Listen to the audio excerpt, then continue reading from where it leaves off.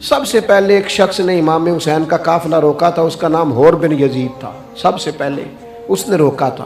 امام حسین رضی اللہ تعالیٰ عنہ نے خطبہ پڑھا نا تو حور یزیدی فوج میں تھا، واپس گیا اور عبید اللہ ابن زیاد سے جا کے کہنے لگا، یا جو بھی وہاں لوگ موجود تھے یزیدی فوج کے، ان سے کہنے لگا تم نے تو کہا تھا کہ صرف راستہ روکنا ہے، تم نے تو کہا تھا کہ صرف ان سے کچھ منوانا ہے، تم نے تو جب مجھے بھیجا تھا تو کہا تھا کہ بس تھوڑے معاملات ہیں، اوہ سچ بتاؤ نبی کے نواسے کو شہید کرو گے؟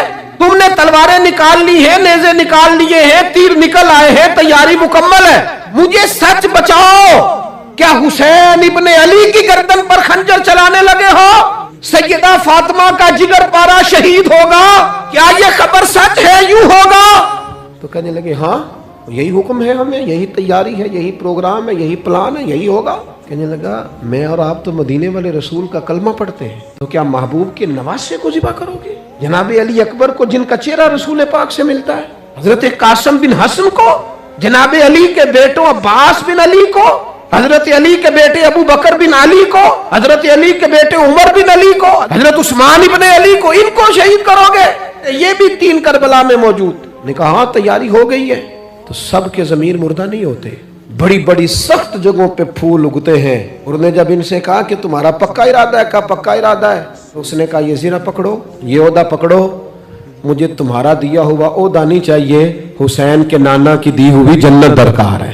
ایڑی لگائی اس نے اور دوڑا اور امام حسین کے قدموں میں گیا، کہنے لگا حضور میں مجرم ہوں، میں نے سب سے پہلے آپ کو روکا تھا، پر مجھے قسم ہے اللہ کی میں جانتا نہیں تھا ان کا ارادہ کیا ہے، حضور بھول گیا، غلطی کر بیٹھا، یہ اندھے ہوں گے، ان کی آنکھوں میں پٹی بندی ہوگی، اور مجھے تو پتہ ہے نا کہ دنیا کو پھر محمد کا نواسہ نہ ملے گا، اگر معافی مانگوں تو معاف کر دو گے؟ پہلا مجرم ہوں، میں نے روکا ہے، اگر آ جاؤں تو قبول کر لو گے؟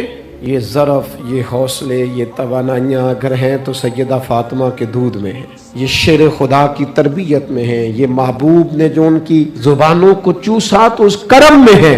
حضرت امام حسین نے اٹھ کے سینہ یوں چوڑا کیا، ہاتھ پھیلائے، فرمایا آجا، لگ جانا میرے سینے کے ساتھ، تو آ جانا، تو نے دیر کی، ہم تو پہلے سے منتظر تھے، تو آ جا، تیری ساری معاف ہیں۔